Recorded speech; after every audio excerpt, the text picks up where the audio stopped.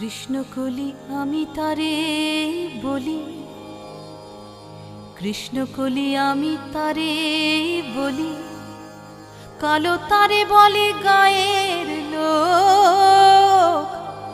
মেঘলা দিনে দেখেছিলেম মাঠে কালো মেয়ের কালো হরিণ চোখ। ঘোমটা মাথায় ছিল না তার মোটে, মুক্ত বেনি পিঠের পরে লোটে। ঘোমটা মাথায় ছিল না তার মোটে, মুক্ত বেনি পিঠের পরে লোটে।